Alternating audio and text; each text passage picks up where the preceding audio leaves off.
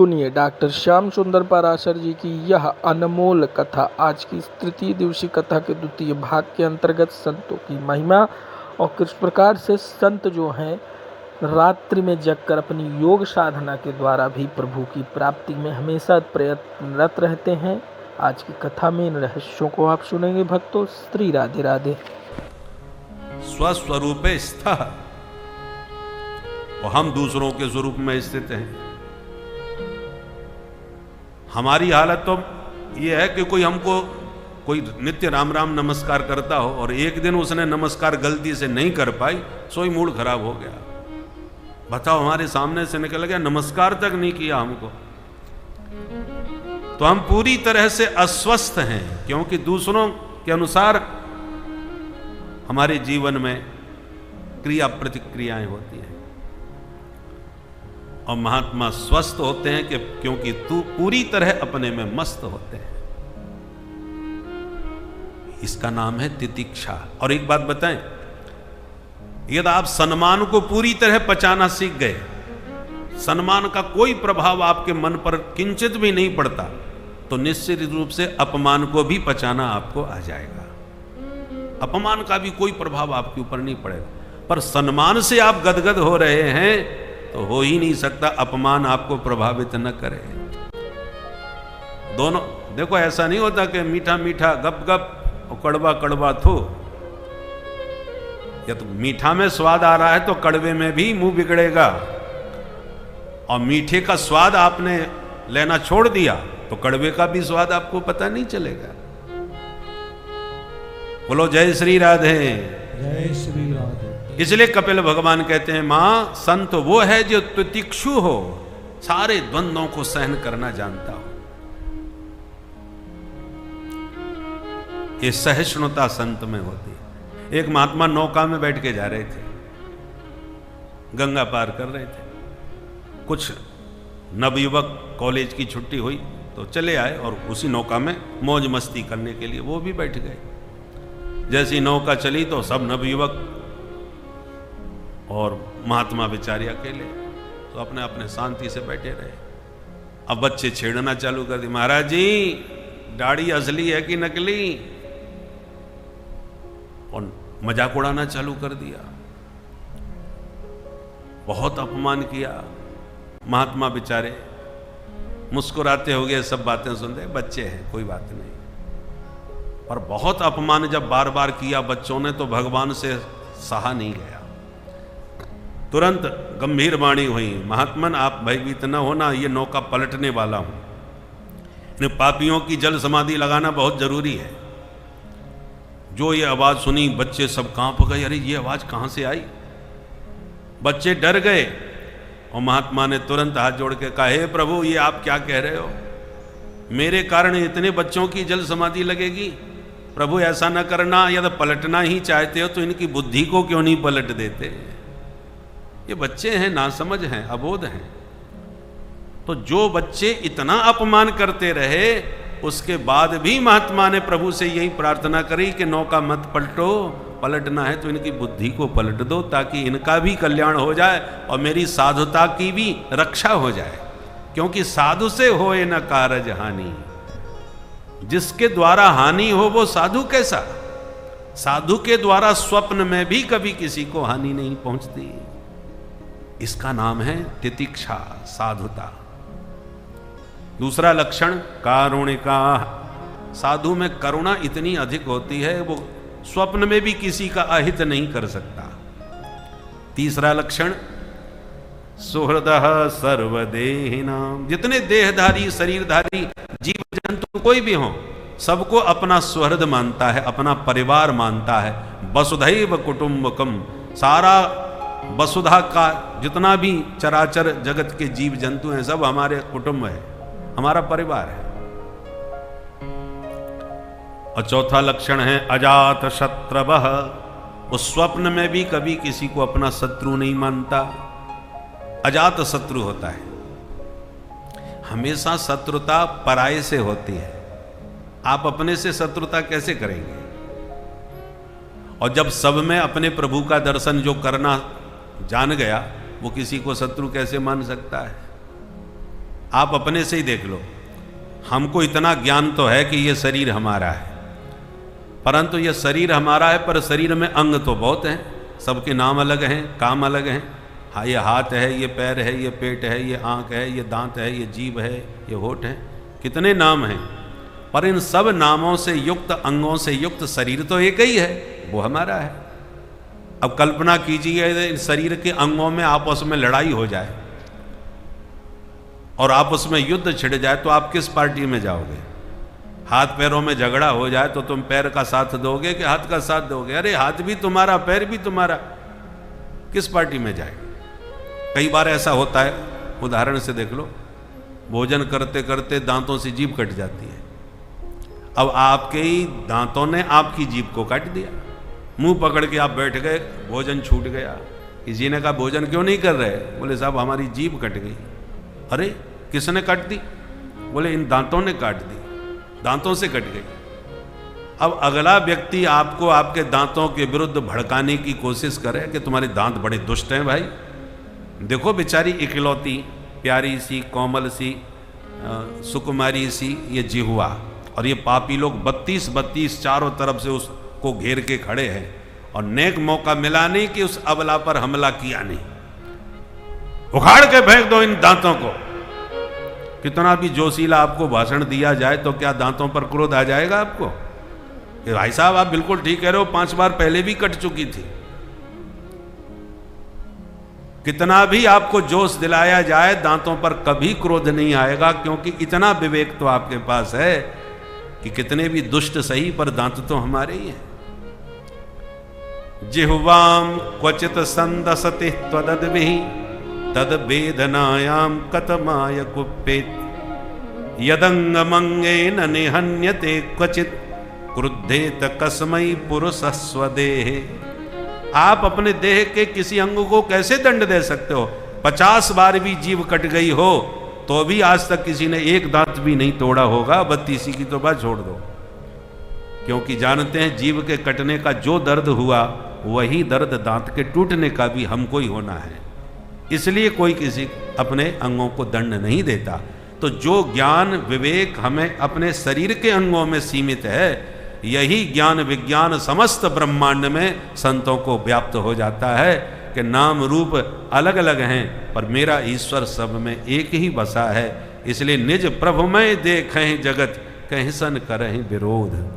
जो अपने प्रभु को ही सर्वत्र देखते हैं वो बैर विरोध किसी से स्वप्न में भी कैसे कर सकते हैं? ऐसे सब लक्षण संतों के होते हैं। अंतिम 5वां लक्षण बताया शांता। संत हमेशा शांत रहते हैं, वो कभी व्यग्र नहीं होते, उग्र नहीं होते। प्रलयस्यापि हुंकारई चलाचल विचाल नहीं विक्षोभम नैव यस्यांतः स महात्मा इति कथ्यते।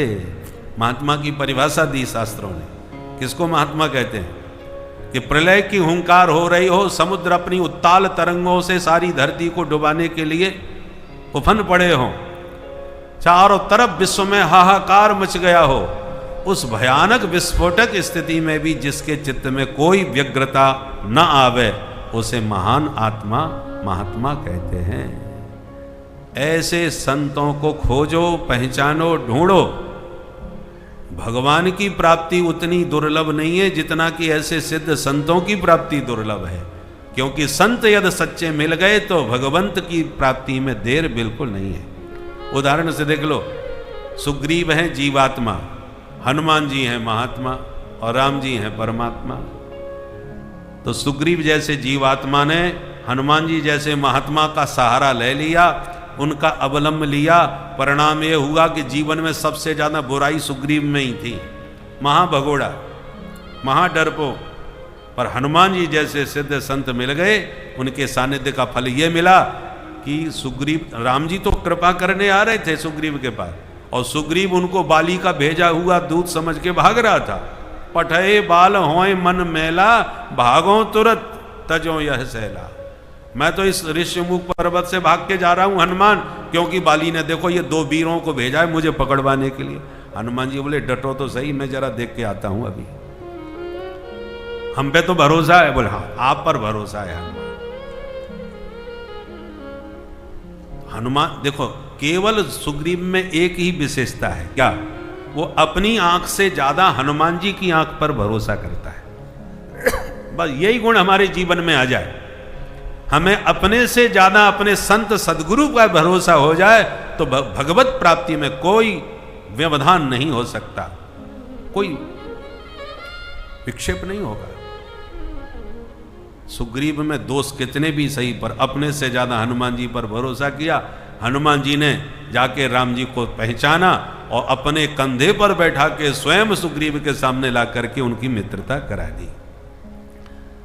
गुरु का काम देखो, एक बात बताएं, इन तीनों की परिभाषा क्या है? जीवात्मा, महात्मा और परमात्मा। जीवात्मा कौन है? जो माया का दास बन के जगत में नाच रहा है, उसका नाम जीवात्मा। और इस जगत में माया के बीच रहते हुए भी जो माया से मुक्त हो गया, उसका नाम महात्मा। और माया को भी जो अपने इशारे पर नचाता हो, उसका नाम परमात्मा। तो ऊपर परमात्मा, नीचे जीवात्मा और बीच में है महात्मा। महात्मा बिचौलिया होते हैं। जैसे शादी विवाह में एक कोई ना कोई बिचौलिया जरूर बनाना पड़ता है, तभी बात बनती है। डायरेक्ट बात तो कभी कभी बिगड़ जाती है। बिचौलिया का काम है कन्या पक्ष के पास आए तो बर के गीत गाए। अरे साहब, लड़का क्या है? राजकुमार है। इस आज के युग में बीड़ी सिगरेट की बात छोड़ दो, सुपारी तक नहीं खाता, और देखने में महाराज 6 फुट का कितना सुंदर राजकुमार जैसा लगता है। अब आंख मूछ करके तुम ये बात पक्की करो, खूब गुण गाएगा, तो कन्या पक्ष प्रभावित होता है। और जब बर पक्ष के पास जाता है तो कन्या के गीत गाता है। अरे साहब, कितनी सुकुमारी, और कितनी, उसके मुंह में आवाज तो है ही नहीं, बहुत कम बोलती है, और भोजन तो इतना प्यारा बनाती है कि उंगली चाटते रह जाओगे साहब। और हर मामले में, गृह कार्य में अत्यंत कुशल है। वो लड़की नहीं है, साक्षात महालक्ष्मी है। तुम्हारे भाग्य खुल जाएंगे कि लक्ष्मी घर में आ रही है। बिचौलिया का यही काम होता है, तभी बात बनती है। बोले वो तो साहब ठीक है, परंतु उनकी वो लड़का वालों की मांग तो कुछ ज्यादा हो रही है। अरे साहब, एक बार है, हाँ, साक्षात लक्ष्मी आएगी, सब ठीक हो जाए, सब बात बन जाएगी, थोड़ा सा कर्याई कर लो, हाँ इतना है, मैं और भी कम करवा दूंगा, चिंता मत करो। कैसे न कैसे बात बना करके बिचौलिया सब बात संभाल लेता है, ऊपर नीचे की करके।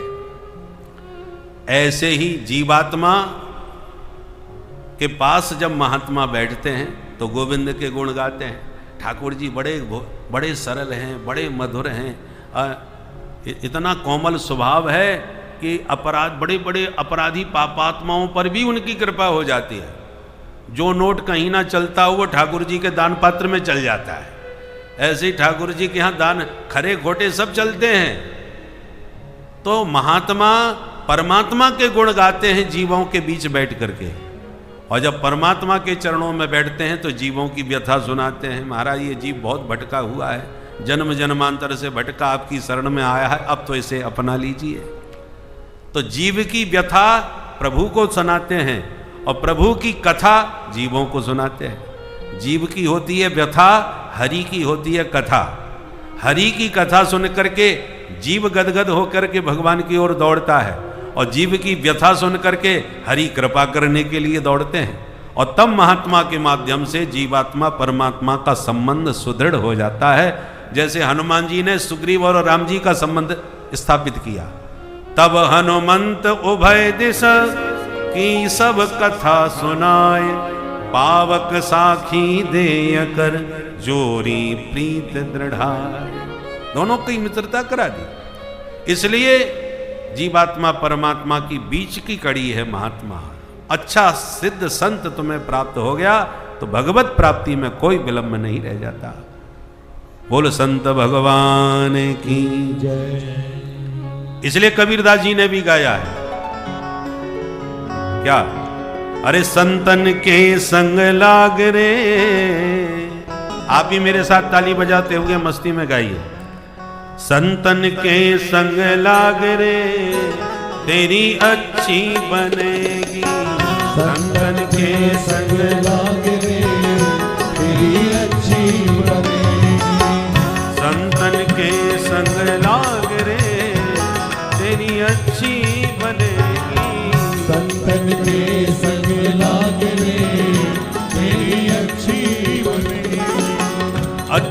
बनेगी तेरी बिगड़ी बनेगी, अच्छी बनेगी तेरी बिगड़ी बनेगी, अच्छी बनेगी तेरी किस्मत जगेगी, अच्छी बनेगी तेरी किस्मत जगेगी। और कोई तेरो बड़ भाग रे, कोई तेरो बड़ भाग रे, तेरी अच्छी बनेगी, कोई तेरो बड़ भाग रे, तेरी अच्छी बनेगी। संतन के संग लाग रे, तेरी अच्छी बनेगी, संतन के संग लाग रे, तेरी अच्छी बनेगी। श्री राधे।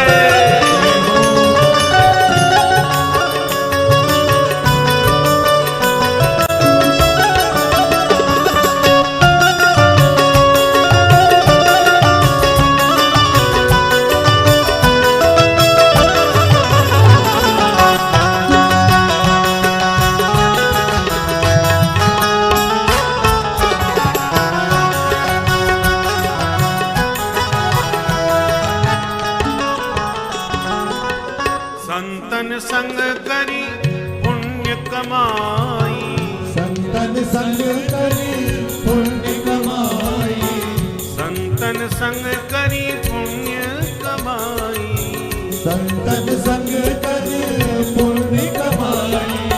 बहुत से लोग संतों के साथ इसलिए भी लग जाते हैं कि खूब मालपुआ खाने को मिलते हैं, बढ़िया लिफाफा भी मिलते हैं। तो महाराज जी के साथ घूमते रहो, चकाचक छानो घोटो, तो छाने घोटने में ही मत लगे रहना।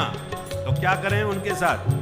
संतन संग करी पुण्य कमाई, संतन संग करी पुण्य कमाई, पुण्य कमाई कर पुण्य कमाई, पुण्य कमाई करे पुण्य कमाई। और रामचरण अनुराग रे, रामचरण अनुराग रे, तेरी अच्छी बनेगी, रामचरण अनुराग रे, तेरी अच्छी बनेगी।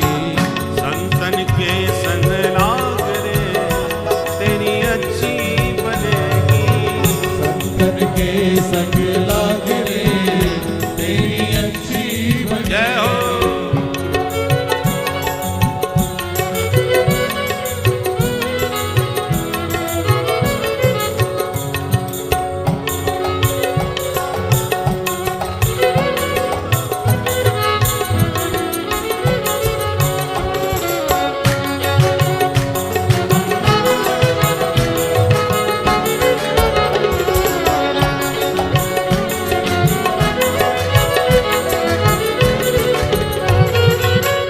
मोहन शाह में बहुत दिन सोए, मोहन शाह ने बहुत दिन सोए, मोहन शाह सब सो बनिहारा, मोहन शाह सब सो बनिहारा, देखहि स्वप्न अनेक प्रकारा, देखहि स्वप्न अनेक प्रकारा।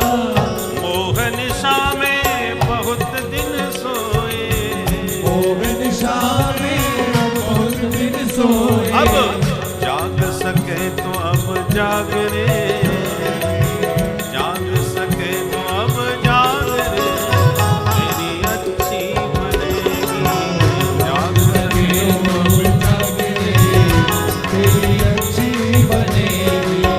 संतन के संग लाग रे, तेरी अच्छी बनेगी, संतन के संग लाग रे, तेरी अच्छी बनेगी। श्री राधे।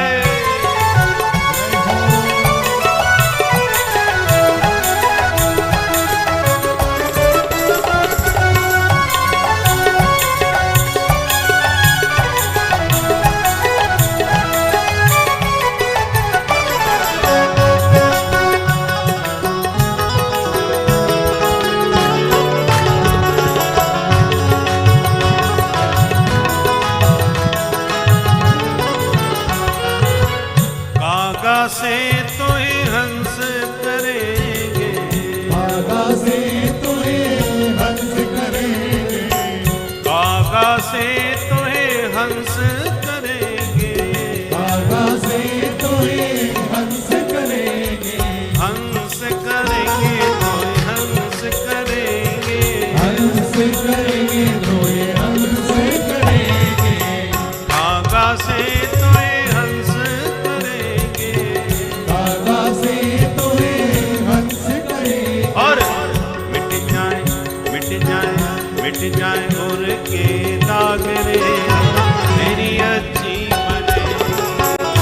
लग जाए उनके आगे तेरी अच्छी बनेगी। संतन के संग लाग रे तेरी अच्छी बनेगी। संतन के संग लाग रे तेरी अच्छी श्री बनेगी। राधे।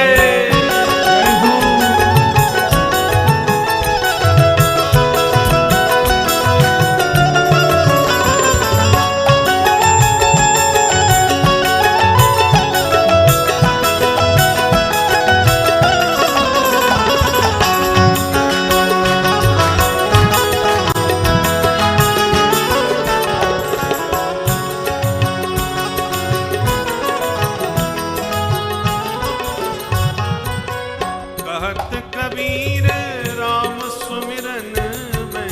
कहत कबीर राम सुमिरन में।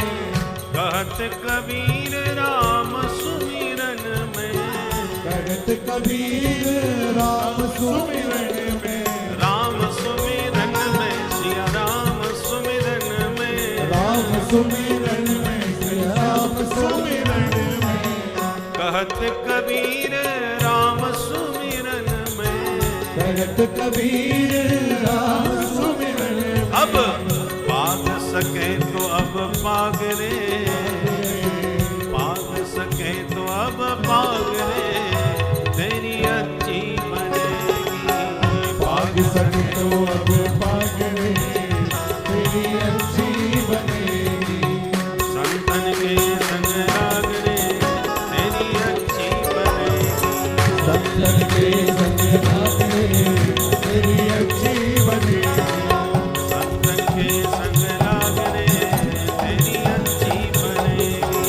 संतन के संग लाग रे तेरी अच्छी बनेगी। तेरी किस्मत जगे तेरी किस्मत जगे तेरी बिगड़ी बने। तेरी बिगड़ी बने।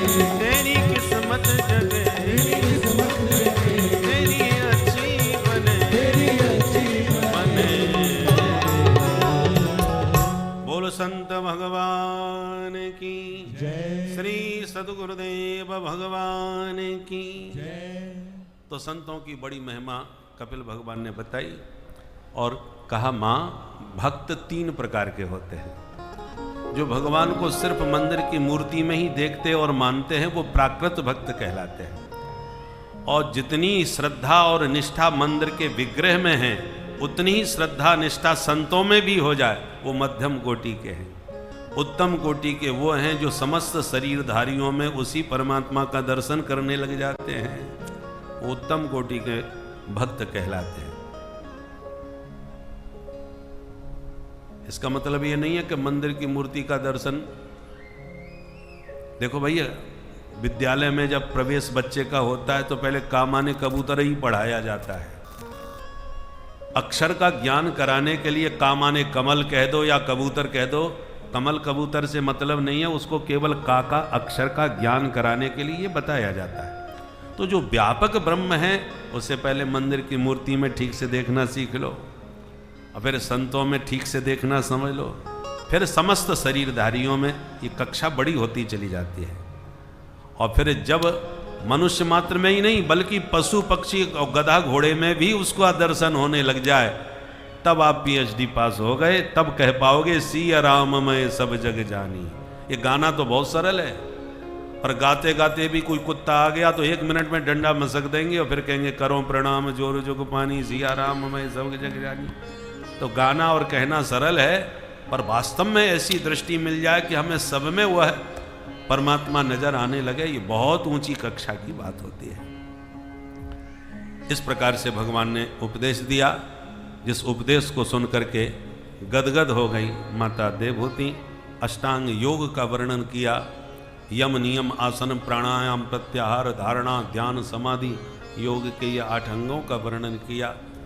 जीव माँ के गर्भ में किस प्रकार आकर के धीरे धीरे वो पुष्ट होता है, जन्म लेता है, उस सबका चित्रण कपिल भगवान ने बड़े विस्तार से किया है। जिसे सुन करके देवहूति माँ ने कहा पुत्र तुम्हारे संपूर्ण उपदेश का एक ही सार समझ में आया कि जिसकी वाणी में गोविंद का नाम है तो वो स्वपच भी होगा तो भी अपने कल्याण का मार्ग प्रशस्त कर लेगा। और द्विजश्रेष्ठ ब्राह्मण कुल में ही जन्म क्यों न हुआ हो, पर भगवान के पादार बिंद से वह जीव विमुख हो गया तो अपना भी कल्याण नहीं कर सकता, तो अन्य किसी का कल्याण क्या करेगा। इतना कह करके देवहूति माँ प्रेम में मग्न हो गई। माता देवहूति का शरीर ही सरिता में बदल गया, नदी की धारा के रूप में परिणत हो गई। और माँ से विदा लेकर के कपिल भगवान समुद्र के तट पर पहुँचे, जहाँ गंगा सागर के किनारे, जहाँ समुद्र ने आगे बढ़ के स्वागत किया। और आज भी कपिल भगवान गंगा सागर के बीच विराजमान हैं। मकर संक्रांति में विशेष मेला लगता है, जो दूर दूर से वहाँ जाकर के कपिल भगवान के लोग दर्शन पाते हैं। बोल कपिल भगवान की मनोस्तु शतरूपायां तिस्रः कन्याश्च जग्गिरे आकुतिर्देवहूतिश्च प्रसूतिरिति विस्मृता। सुखदेव जी कहते हैं, राजन मैंने तुम्हें मनु महाराज की 3 पुत्रियों में मझली बेटी देवहूति की कथा सुनाई। अब बड़ी बेटी आकुति हैं, जिनका विवाह रुचि प्रजापति के साथ में हुआ, जिनके घर साक्षात यज्ञ नारायण प्रकट हुए। बोल यज्ञ भगवान की। यज्ञ भगवान का विवाह दक्षिणा देवी से हुआ, इसलिए यज्ञ की पत्नी दक्षिणा है। और जैसे पत्नी के बिना यज्ञ पूर्ण नहीं होता, गांठ जोड़ करके ही जब पूजन करो तब होता है ना, ऐसे यज्ञ की पत्नी दक्षिणा है। दक्षिणा के बिना यज्ञ कभी भी संपन्न नहीं होता, परिपूर्ण नहीं होता। इसलिए दक्षिणा का बड़ा महत्व होता है।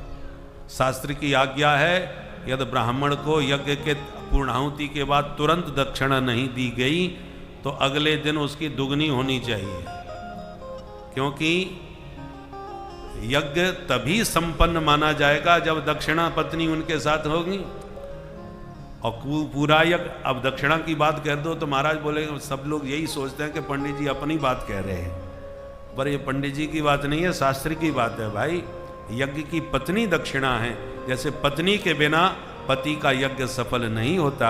राम जी ने यज्ञ किया तो जानकी जी के बिना उन्हें स्वर्ण प्रतिमा की प्रतिष्ठा करनी पड़ी, यज्ञ सीता की स्थापना करनी पड़ी, तब उनका यज्ञ परिपूर्ण हुआ। ऐसे ही दक्षिणा के बिना यज्ञ कभी भी संपन्न नहीं होता। बहुत से लोग उधार कर देते ना, अरे महाराज फिर आप चिंता मत करो, हम दे देंगे, अभी थोड़ा सा समस्या है, आप भंडारे में बहुत खर्चा हो गया, ऐसा बहुत से लोग करते हैं।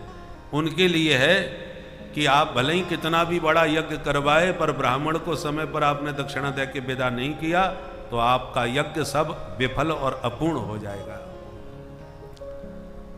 तो अब तीसरी बेटी है मनु महाराज की सबसे छोटी, जिनका नाम है प्रसूति। इन प्रसूति जी का विवाह प्रजापति दक्ष के साथ में हुआ। इनके 16 बेटियां हुई दक्ष के। उन 16 बेटियों में 13 बेटी धर्म को ब्याह दी। धर्म की मूर्ति नामक पत्नी के गर्भ से भगवान नर नारायण ऋषि प्रकट हुए, जो आज भी बद्रीनाथ में विराजमान है।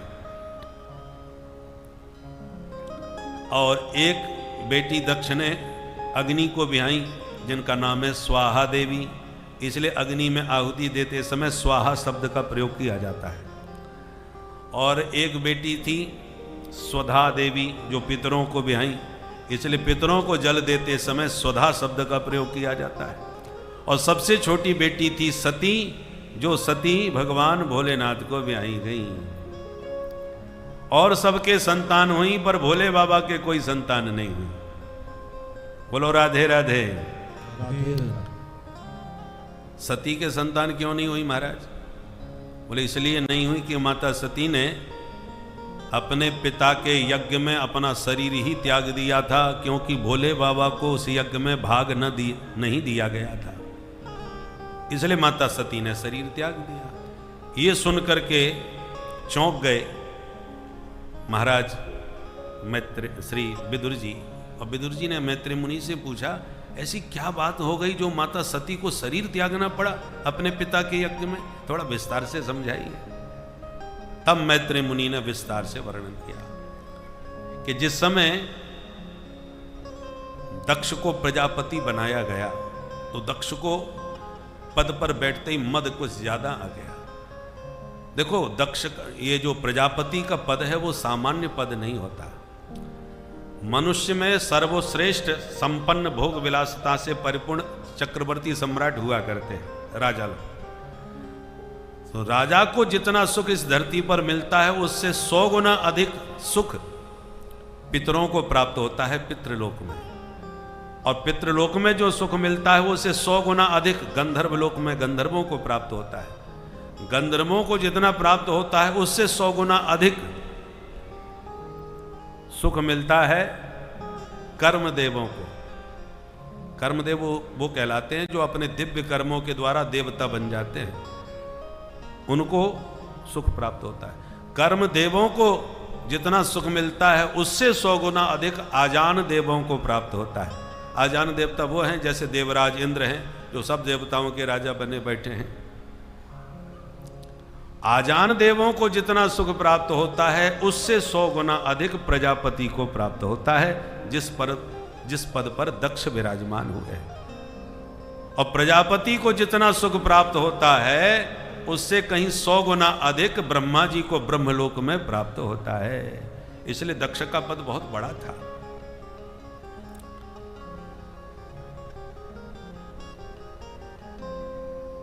तो जब पद पर विराजमान हुए दक्ष, तो देवताओं ने मिलकर के उनके स्वागत समारोह का आयोजन किया, और इतना विशाल आयोजन किया कि जिसमें ब्रह्मा विष्णु महेश तक आए स्वागत समारोह में सम्मिलित होने के लिए। और दक्ष ने जैसे अपने स्वागत समारोह में प्रवेश किया तो सारी सभा ने खड़े होकर उनका स्वागत किया, अभिनंदन किया। आइए आइए महाराज, स्वागत है आपका।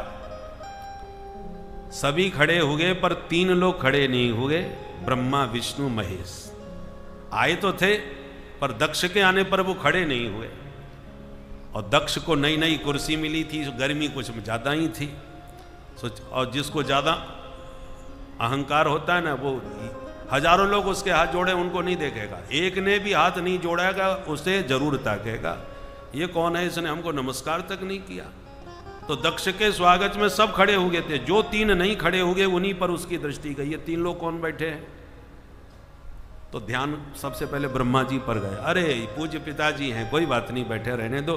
बेटा कितना भी बड़े पद पर पहुंच जाए पर पिता तो पिता ही होते हैं। सो प्रणाम करके रह गया। और जब दूसरे पर दृष्टि पड़ी तो भगवान नारायण, अरे ये तो हमारे दादाजी हैं, कोई बात नहीं, बैठे रहने दो। पर जब शंकर जी पर दृष्टि पड़ी तो दक्ष का मूड खराब हो गया। ये शंकर, ये तो मेरा दामाद लगता है, मैंने अपनी बेटी इसको ब्याही है, मैं इसका ससुर हूं। ससुर तो पिता के समान होते हैं, इसने खड़े होकर मेरा स्वागत कैसे नहीं किया? दंडोत प्रणाम कुछ नहीं, माथा गरम। और दक्ष ने कुर्सी पर बैठते ही सीधा भाषण चालू कर दिया। श्रूयताम ब्रह्म रसयो में सह देवा सहाग्नय साधूनाम ब्रुवतो ब्रक्तम नाज्ञाना न च मत्सरात्। सारी सभा सावधान होकर के हमारी बात सुने। जैसी गरजे तो सभा हैरान, अरे ये तो सभापति हैं, इनका भाषण तो अंत में होना चाहिए, ये श्री गणेश में ही भाषण देना चालू क्यों कर दिए? लगता कोई खास बात सुनाएंगे। कहो महाराज। दक्ष ने कहा, सिर्फ एक बात कहना चाहता हूं, सभ्य लोगों के समाज में किसी भी एक असभ्य को भी बुला लो तो सभा की गरिमा गिर जाती है। तो सब लोग कानाफूसी करने लगे, यहां असभ्य कौन आ गया भाई, ये किसके बारे में कह रहे हैं? दक्ष ने कहा, इधर उधर क्या देख रहे हो, तुम्हें ये शंकर दिखाई नहीं पड़ता? अरे राम राम राम, सभ्यता तो इसको तब आती जब सभ्य लोगों के बीच में बैठे उठे। प्रेताबासेसु घोरेसु, 24 घंटे भूत प्रेतों की बारात लेके चलने वाला, इसको शिष्टाचार सभ्यता कहां से आएगी? एक ने धीरे से कहा, ऐसे मत बोलो, आपके दामाद हैं, आपने जब इनको अपनी बिटिया ब्याही थी तब इनके दोस्त तुम्हें दिखाई नहीं पड़े थे क्या? दक्ष ने कहा, मुझे तो इसकी सूरत ही पसंद नहीं थी, पर हमारे पूज्य पिताजी बैठे हैं, ब्रह्मा जी की आज्ञा मुझे हुई कि जाओ अपनी बेटी इनको ब्याह दो, तो इनकी बाप की बात रखने के लिए बेटी का विवाह मैंने किया था, अन्यथा कहाँ मेरी मृगलोचनी बेटी सती और कहाँ ये बंदर जैसी आंख वाला शंकर? तुम बताओ, कहीं से भी जोड़ा जमता है? ग्रहीत्वा मृग शावाक्षा पाणी मरकट लोचना, अपनी बेटी सती को मृग शावाक्षा, मृग शावाक्षी माने मृगनयनी कहा, और भोले बाबा से कहा मरकट लोचन। ये बंदर जैसी आंख वाला, ये शंकर को मैंने ब्याह दी। अब शंकर जी के बगल में नादिया जी नंदीश्वर बैठे थे, उनका मूड खराब हो गया। भोलेनाथ से इशारा किया, देखो महाराज ये आपको बहुत उल्टा सीधा बोल रहे हैं, आप इनको जवाब दो, नहीं तो हमको आज्ञा दो, 2 मिनट में इनकी बोलती हम बंद कर दें, जो मुंह में आए बोले चले जा रहे। भोले बाबा ने मुस्कुरा के इशारा किया, रहने दो भाई, हमारे ससुर जी हैं, और बेटा ससुराल की गाली सबको सुननी पड़ती है, हम भी सुन रहे हैं, थोड़ा तुम भी सुन लो भाई।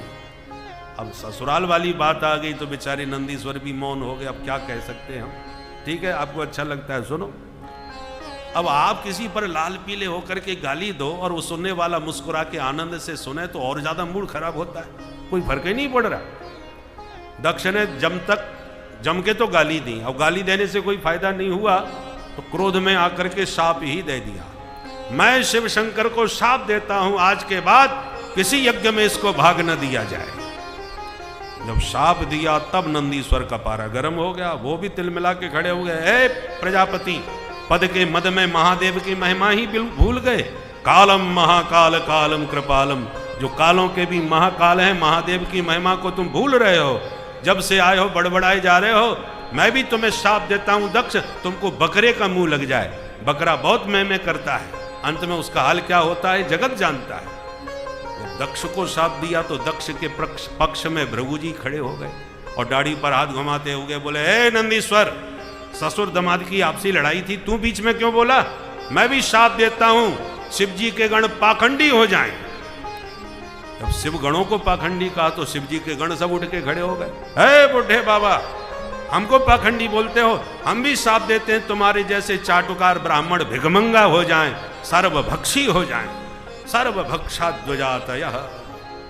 भोले बाबा ने देखा ये स्वागत समारोह हो रहा है या साप समारोह हो रहा है। सब एक दूसरे पर बरस रहे हैं और सब गड़बड़ हमारी वजह से हुआ है, नेक हम खड़े नहीं हो पाए। हमको क्या मालूम था इतनी बात बिगड़ जाएगी भाई। तो चलो भाई, हमारी वजह से गड़बड़ है तो हम ही यहाँ से चले जाते हैं। तुरंत अपने गणों को शांत करके भोले बाबा वहां से सीधे कैलाश को प्रस्थान कर गए। बोल शंकर भगवान की जय। मामला शांत हो गया। एक पक्ष धैर्य का परिचय दे तो मामला शांत हो ही जाता है। और दक्ष का क्रोध अब भी शांत नहीं हुआ। गाली भी दे दिए, शाप भी दे दिए और भोले बाबा कुछ नहीं बोले, तब भी शांत नहीं हुए। इन्होंने भोले बाबा को नीचा दिखाने के लिए गंगा तट हरिद्वार में जाके एक बहुत विशाल यज्ञ किया। उस महायज्ञ में सारे देवी देवताओं को, छोटे बड़े सब बुलवाए, पर महादेव को कोई निमंत्रण कार्ड नहीं दिया। अब देवी देवता भी अपने विमानों से गड़गड़ाते हुए जैसे ही निकले कैलाश पर्वत के ऊपर से। और एक बात बताएं, दो प्रेमियों में खटपट हो जाए तो तीसरे लोग बड़ा आनंद लेते हैं। संसार में भक्तों, दुख देने से दुख प्राप्त होता है और सुख देने से सुख प्राप्त होता है। यदि मन, वचन, वाणी, कर्म से आप किसी को दुखी करते हैं, तीनों में से किसी से भी, तो यह मान के चलिए कि दुख आपके लिए तैयार खड़ा है। इसीलिए मन से, वचन से और कर्म से किसी को दुखी ना करें, किसी का हृदय न दुखाएं, जिससे परमात्मा की कृपा आप पर बनी रहे, मन साफ रहे, प्रभु बसेंगे। और जब प्रभु मन में बसते हैं तो कल्याण ही कल्याण निश्चित है। इसलिए हे मानव, ईश्वर की शरण में रहकर, ईश्वर का ही ध्यान कर कर, ईश्वर के ही समान अपने मन को निर्मल करके उनसे जुड़े रहें भक्तों। श्री राधे राधे। सती जी ने जब देखा बड़े विमान उड़ रहे हैं आज आकाश में, तो मन नहीं माना, देवांगनाओं से पूछ लिया, बहनाओ बड़ी बन ठन के जा रही हो, कहाँ? देवांगनाओं ने कहा, सती तू यहाँ बैठी है ससुराल में, तेरे मायके में कितना बड़ा उत्सव हो रहा है, सारी दुनिया वहां पहुंच रही है भाग भाग के, पिताजी ने तुझे बुलाया नहीं क्या? अब सती के होश उड़ गए। मायके में महोत्सव है और मुझे पता तक नहीं है, ये कैसे हो गया? भोले बाबा से कहा, भोलेनाथ जरा ऊपर देखो, ये सारे विमान आपकी ससुराल में जा रहे हैं, तो आप नहीं चलोगे क्या महाराज? अब शब्द शैली देखिए सती जी की बात। प्राय माताएं अपने मायके की जब बात करती हैं तो बड़ी अकड़ के कहती हैं, मेरे मायके में ऐसा हुआ, पर आज भाषा बदली हुई है। प्रजापतिस्ते स्वसुरस्य सांप्रतम निर्यापितो यज्ञ महोत्सव किल वयं च तत्राभिसराम वामते यद्यर्थितामी विबुधा व्रजन्ति। सती जी ने कहा, भोलेनाथ, ये जितने विमान हैं सब आपकी ससुराल में जा रहे हैं, क्योंकि आपके पूज्य ससुर जी ने बहुत विशाल यज्ञ किया है। भोलेनाथ मुस्कुरा के बोले, हाँ देवी, हमको मालूम है। अरे मालूम है तो फिर चलते क्यों नहीं? बोले बाबा ने कहा, कोई चिट्ठी आई थी क्या? अब सती जी घबराई, बोले देखो महाराज, चिट्ठी भेजी तो जरूर होगी, ये छोटे छोटे देवताओं को वहाँ बुलाया है तो महादेव को कैसे भूल सकते? बोले बाबा ने कहा, हमको पता है कोई चिट्ठी नहीं दी हमारे लिए, आपको कैसे पता? तब भोले बाबा ने वो पुरानी कहानी आज सुनाई। देवी जी, तुम्हारे पिताजी के स्वागत समारोह में हम तनिक खड़े नहीं हो पाए, सो हमको गालियां सुनने को मिली और उनका वो स्वागत समारोह साप समारोह में बदल गया। इसलिए अब हम बिन बुलाए बिल्कुल नहीं जाएंगे, कहीं यज्ञ महोत्सव युद्ध महोत्सव न बन जाए, इसलिए हमारा वहां न जाना ही अच्छा है। सती जी ने कहा, ओहो, तो ससुर दमाद में खटपट चल रही है और हमें अभी तक पता तक नहीं है। वैसे भोलेनाथ, बुरा मत मानिए, गलती तो आपकी थी। अरे आपके ससुर जी थे, ने खड़े हो जाते आप तो क्या बिगड़ जाता, पर कोई बात नहीं, ये छोटी मोटी बातें होती रहती हैं। आप चलिए, मैं समझाऊंगी, पिताजी आपसे माफी मांग लेंगे, बात खत्म हो जाएगी। भोले बाबा ने कहा, सुनो देवी जी, हम उस जगह पर कदापि नहीं जा सकते जहां पर लोगों को हमें देखकर हर्ष न हो। देखो, हम तो शिव हैं, जहर का घूंट भी पी जाते हैं, वैसे ही हम अपमान का घूंट भी पी गए। अपमान को हमने पचा लिया, परंतु ऐसी जगह जाने से लाभ क्या जहां हमारे जाति लोगों का मुख मुरझा जाए, ना उनको आनंद आए ना हमको आनंद आए। ऐसी जगह भूल के भी नहीं जाना चाहिए। आवत ही हर से नहीं, नैनन नहीं सने, आवत ही हर से नहीं, नैनन नहीं सने, तुलसी तहाँ न जाइए, तुलसी तहाँ न जाइए, चाहे कंचन बरस में, तुलसी कहाँ न जाइए, चाहे कंचन बरसे में, आवत ही हर से नहीं, नैनन नहीं सने, तुलसी तहाँ न जाइए, कंचन बरसे में, तुलसी तहाँ न जाइए, कंचन बरसे में, आवत ही हर से नहीं, नैनन नहीं सने, तुलसी तहाँ न जाइए, कंचन बरसे में, तुलसी कहाँ न जाइए, कंचन बरसे में। हरे कृष्णा कृष्णा कृष्णा हरे हरे, हरे राम राम राम हरे हरे, हरे कृष्णा कृष्णा कृष्णा हरे हरे, हरे राम राम राम हरे हरे, हरे कृष्णा कृष्णा कृष्णा हरे हरे, हरे राम राम राम हरे हरे,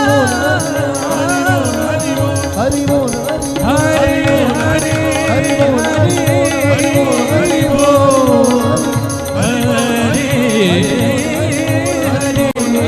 हरि बोल हरि बोल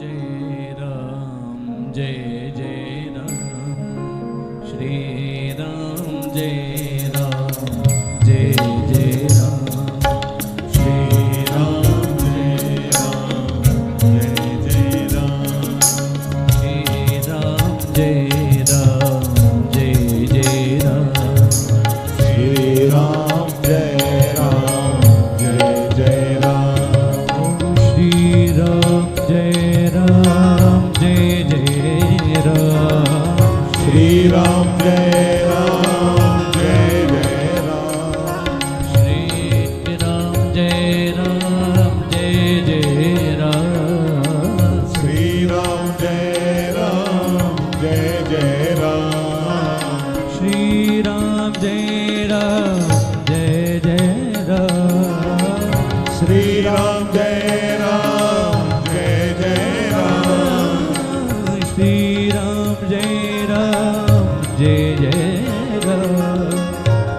राम जय राम जय जय राम श्री राम जय राम जय जय राम श्री राम जय राम जय जय राम श्री राम जय राम जय जय राम श्री राम जय राम जय जय राम बोलो श्री राम जय राम जय जय राम श्री राम जय राम जय मगर रे गम ब गम रे नी रे सा रे रे श्री राम जय राम जय जय राम श्री राम जय राम जय जय राम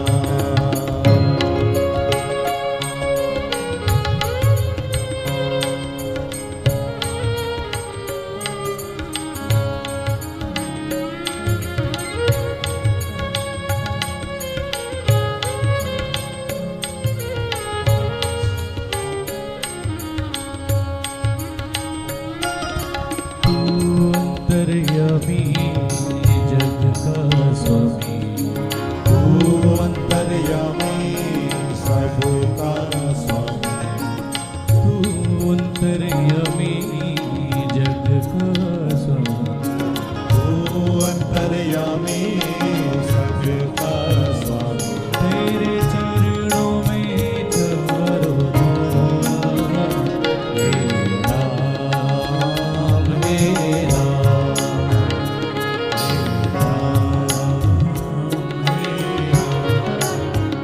हे राम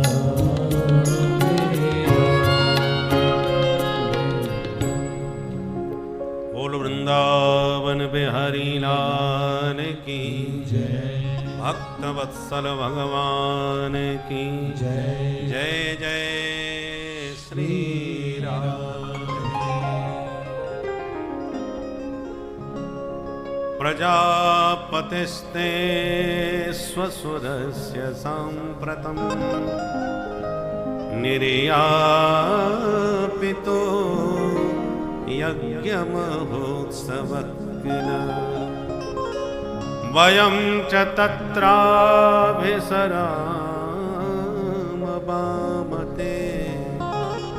यद्यर्थितामि विबुधा व्रजन्ति। तो हम निवेदन कर रहे थे, प्रजापति दक्ष के यज्ञ में सारे देवता गए पर महादेव नहीं। सती ने दुराग्रह किया और कहा महाराज आपको जाना चाहिए। भोलेनाथ ने कहा देख सुनो देवी, कोई बाण मार दे तो बाण का घाव समय रहते ठीक हो जाता है, और जो बाणी का घाव होता है वो जीवन भर हरा बना रहता है, वो शांत नहीं होता, ठीक नहीं होता। दिवा निशम तप्यति मर्म ताडितः। शब्द के जो बाण हैं वो दिन रात जब जब उन शब्दों को याद करो तो वो पीड़ा पहुंचाते हैं। देवी हम तो अपमान का घूंट पी गए पर तुमसे अपमान भी सहन नहीं हो सकेगा, इसलिए न तो हम जाने वाले हैं न तुम वहां जाने का विचार बनाओ। सती जी ने कहा सुनो जी मैं तो अवश्य जाऊंगी, मायके में उत्सव हो और हम न जाएं। तस्मिन् भगिन्यो मम भर्त विश्वकई ध्रुवम गमिष्यन्ति सुहृद दीक्षवा। हम 16 बहनें हैं, आज पिता के यज्ञ में हम सब बहनें आई होंगी और मैं नहीं जाऊंगी तो बरसों बाद जो बहनों से मिलने का मौका है वो चूक जाएगा, इसलिए आपको चलना चाहिए। भोलेनाथ ने कहा हमने तो फैसला लिया कि हम नहीं जाएंगे, अब आपको जो उचित लगता हो सो करो। और यूं कह के भोलेनाथ ने तो आंख बंद कर ली। सती जी ने कहा ठीक है तो फिर मैं ही चली जाती हूं, और प्रणाम करके चल पड़ी। 4 कदम चलती हैं फिर सोचती हैं भोले बाबा का मन बिल्कुल नहीं है भेजने का, तो मैं जबरदस्ती मुझे नहीं जाना चाहिए, लौट के फिर आ जाती। भोलेनाथ मैं सचमुच जा रही हूं। अब भोले बाबा आंख ही नहीं खोल रहे, आंख बंद करके बैठे। तो ठीक है बैठे रहो, मैं ये चली। जब मायके का उत्सव याद आता है तो बाहर भागती, और जब भोले बाबा का ध्यान आता है तो भीतर लौट आती हैं। सुखदेव जी कहते हैं निष्क्रामति निर्विशति द्विधा ससा। दुविधा में सती कभी बाहर कभी भीतर, कभी भीतर कभी बाहर, भीतर बार भीतर बार भीतर बार होती रही। बोलो राधे राधे। राधे राधे। अंत में निर्णय लिया मैं पक्का जाऊंगी, ऐसे अवसर बार बार नहीं आते, और चली गई। भोले बाबा ने देखा ये तो अब लंबी निकल गई, लगता है ये नहीं लौट रही, तो तुरंत अपने गणों से कहा जाओ इनका अकेला जाना ठीक नहीं है, तुम जाओ इनको आदर पूर्वक वहां पहुंचा के आओ। रुद्रगण सब दौड़ पड़े, माता जी प्रणाम, हमारे रहते आप ऐसे अकेली कैसे जा सकती हैं, हम चलें आपके साथ? बोले हाँ सब चलो। तो रुद्रगण भी साथ में चल दिए। बोलो सती महारानी की जय जयकार करते रुद्रगण माता सती को लेके पहुंच गए हरिद्वार। यज्ञशाला में जितने लोग आए थे किसी ने भी सती जी को न प्रणाम किया, न नमस्कार किया, न उनकी तरफ देखा। अब सती जी को भोले बाबा की बात याद आई, मेरे से तो कोई आंख ही नहीं मिला रहा, लगता है मैंने यहां आके ठीक नहीं किया। औरों की कौन के सगी बहनें भी सती जी को देखकर एक दूसरे को मुस्कुरा करके इशारा करने लगी, देख वो आ गई। पिताजी ने बुलाया, थोड़ी तब बिन बुलाए चली आई, मैं तो ऐसे कभी नहीं आने वाली। और जब सती जी सामने आ जाती हैं तब कहती हैं आओ आओ बहन सती, तू खूब आ गई, तेरे बिना तो घर में मन ही नहीं लग रहा था। हमको यहाँ आके पता चला कि पिताजी ने तुझे चिट्ठी नहीं दी, तो हमने सोचा न जाने तू आएगी कि नहीं आएगी, तेरे बिना तो आनंद आने वाला था ही नहीं। अब ये भी एक तरीका होता है दूसरे को छेड़ने का। और पिताजी ने चिट्ठी दी कि नहीं दी, तुम्हें क्या लेना देना भाई, पर यह भी एक तरीका होता है। सती जी सब सहन करती गई। सती के न आने से हार्दिक पीड़ा किसी के मन में थी तो केवल उनकी मां की। मां के मन में पीड़ा थी, आज इतना बड़ा उत्सव मन रहा है, सब लोग दुनिया के आ रहे हैं, पर मेरी बिटिया और दामाद दोनों नहीं आए।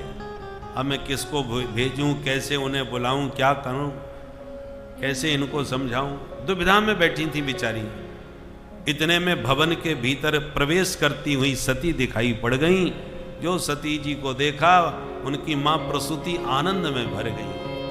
सादर भलये मिली एक माता, सादर भलये मिली एक माता, सादर भलये मिली एक माता, सादर भलये मिली एक माता, भगिनी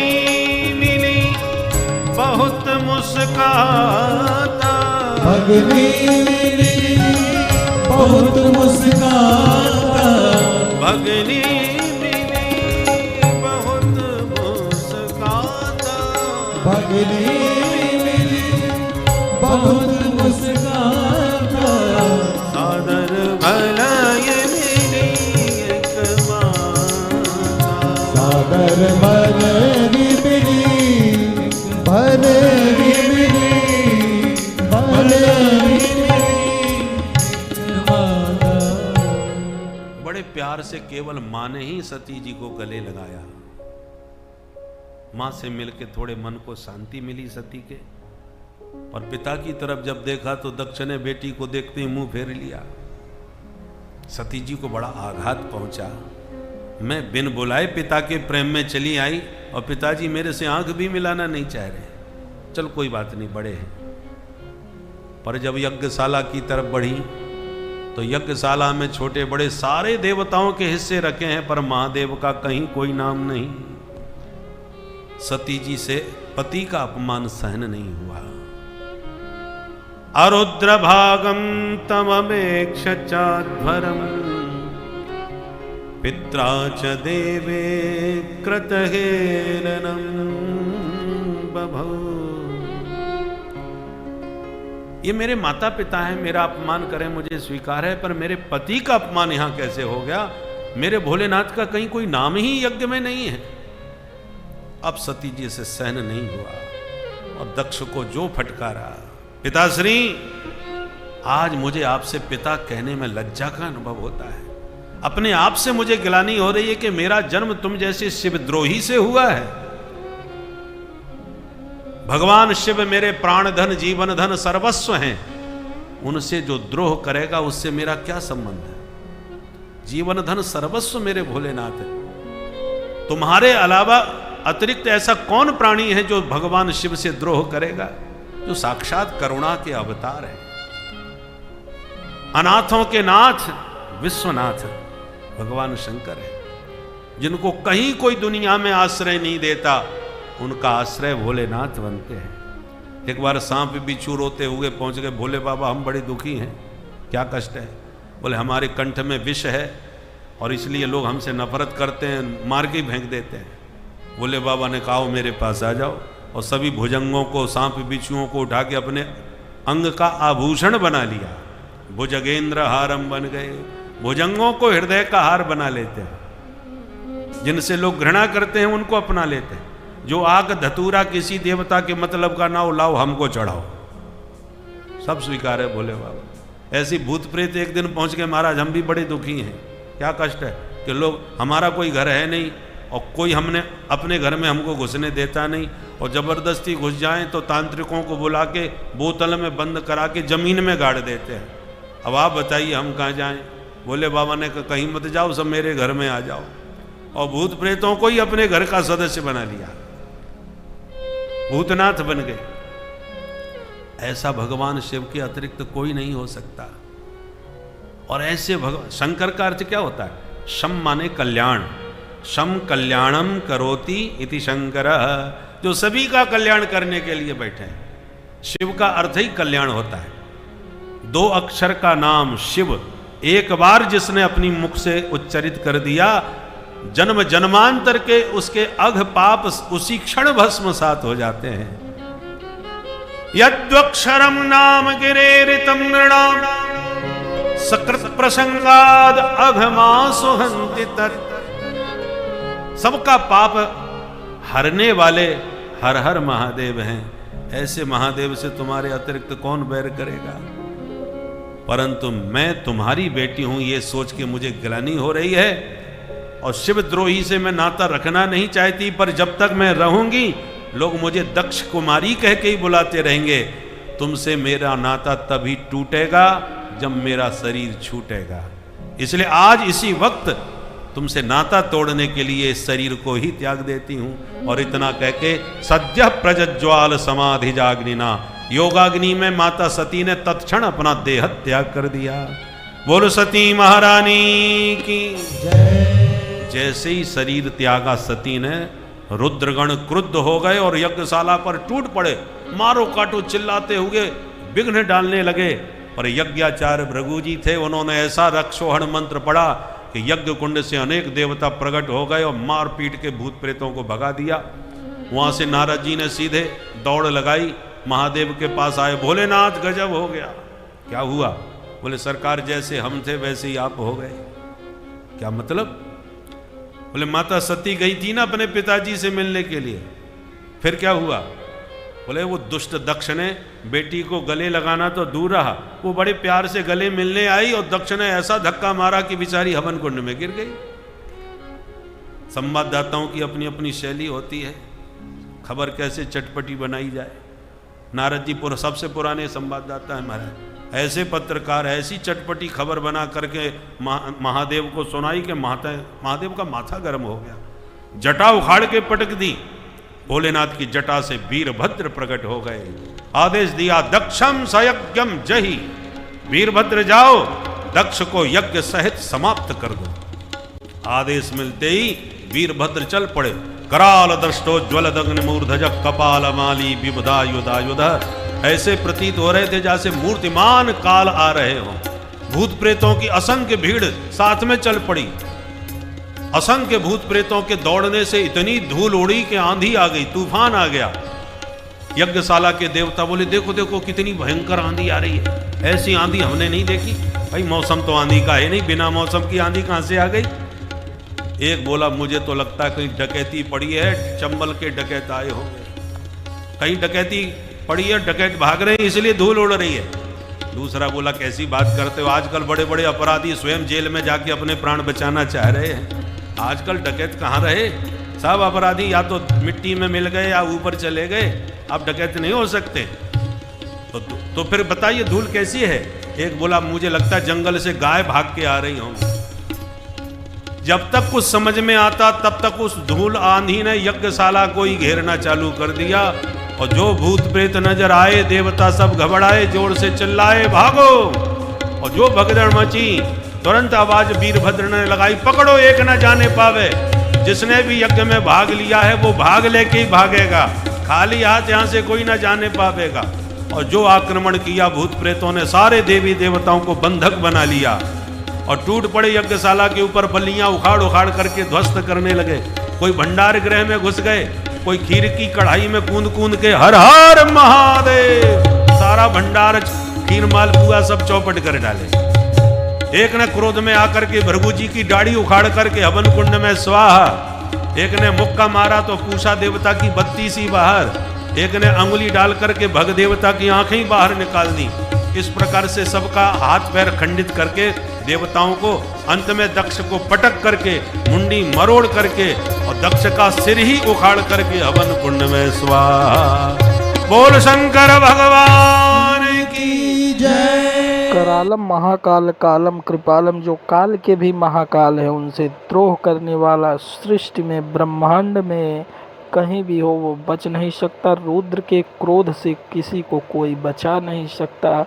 अंततो गत्वा दक्ष की हर तरह से सभी देवताओं सबके द्वारा रक्षा करने के उपरांत भी दक्ष का सिर खंडित हुआ, दक्ष का अहंकार खंडित हुआ और सृष्टि को यह ज्ञात हुआ कि किस प्रकार से यदि कोई अपने पद के गर्व में चूर होकर जब किसी का अपमान करता है, किसी पूरी समाज का अपमान करता है, तो उसका नाश निश्चित होता है। और वह नाश ही आज यहाँ पर हुआ, यज्ञ खंडित हुआ और अंततो गत्वा महादेव जो हैं किस प्रकार से प्रसन्न होकर फिर से यज्ञ को पुनरुद्धान करते हैं और दक्ष को फिर से जीवित करते हैं। आगे की इस मार्मिक कथा में आप सुनेंगे। श्रावण के महीने में यह कथा सुनना अत्यंत फलदायी होता है भक्तों, तो ध्यान से सुनते रहें कथा। श्री राधे राधे।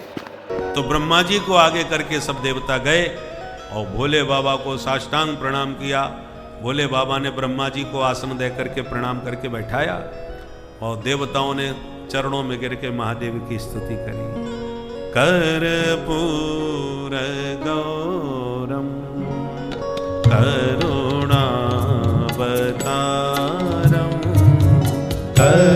सभी गाइए।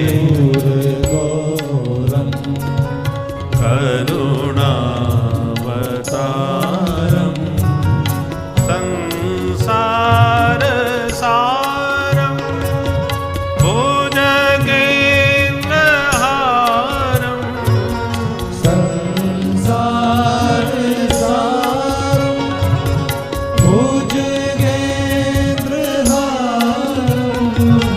सदा वसंतम हृदयारविन्दे सदा वसन्तं हृदयारविन्दे भवं भवानी सहितं नमामि। भवं भवानी सहितं नमामि। कर्पूर गौरम कर्पूर गौरम। बोल शंकर भगवान की। बोले बाबा तुरंत खुश हो गए, भाई कैसे आना हुआ। तो बेचारे देवताओं की हिम्मत न पड़े, हम क्या कहें। भृगु जी कुछ कहना चाहते थे पर उनकी आदत थी दाढ़ी पर हाथ फेर के बात करने की। सो हाथ दाढ़ी पर गया पर दाढ़ी गायब, तो शर्मिंदा हो करके रह गए, कुछ बोल ही ना पाए। तब ब्रह्मा जी ने सबकी ओर से कहा, भोले बाबा इनसे भूल हो गई, अब आप तो आशुतोष हैं, इन पर कृपा कीजिए। देखो बेचारे भृगु जी बिना दाढ़ी के कितने परेशान हैं। भोलेनाथ ने कहा तो हम पूरी दाढ़ी तो इनको नहीं देंगे, पर आप कह रहे हो तो थोड़ी बकरे जैसी दाढ़ी इनको लग जाएगी। भृगु जी ने कहा कोई बात नहीं सरकार, हम तो फ्रेंच कट से ही काम चला लेंगे, थोड़ी दाढ़ी होनी जरूर चाहिए। तुरंत भग देवता ने कहा सरकार मेरी तो आंखें फोड़ दी। भोले बाबा ने कहा तुम मित्र की दृष्टि से देख सकोगे, हम तुम्हें सामर्थ्य देते हैं। पूषा देवता ने कहा महाराज मुझे तो ऐसा मुक्का मारा कि सारी बत्ती सी निकल गई, पूरा वेदांती बना दिया। बोले बाबा ने कहा तुम सत्तू घोर घोर के पी जाओ, दांतों की जरूरत नहीं पड़ा करेगी, सतुआ पियो खूब। बोले बाबा तुरंत बेचारे पूषा देवता पूषा ने स्वीकार कर लिया, ठीक है सरकार। ऐसे सबको संतुष्ट किया भोलेनाथ ने। अंत में सबने एक स्वर में कहा भोलेनाथ चल के उस यज्ञ को भी सफल कर दीजिए। भोलेनाथ ने कहा यज्ञ में हमारा भाग तो है नहीं, तो हम क्यों जाएं। सबने कहा सरकार आज हमने एक निर्णय लिया है। क्या? हे सते रुद्रभागोस्तु यदुच्छिष्टो ध्वरस्य वै यज्ञस्ते रुद्रभागेन कल्पता मध्य यज्ञ। हम सब ने देवताओं ने निर्णय लिया है यज्ञ में जो भी सामग्री अवशिष्ट बचेगी, शेष बचेगी, वो सब आपका ही भाग माना जाएगा। बोले बाबा राजी हो गए, ठीक है भाई, जो ही राम सो ही राम, जो बच जाए वही सही, चलो हम चलते हैं। पहुंचे यज्ञशाला में, जाते बोले बुलाओ यजमान कहाँ है। बोले सरकार धड़ तो ये धरा है और सिर सुहा हो चुका है।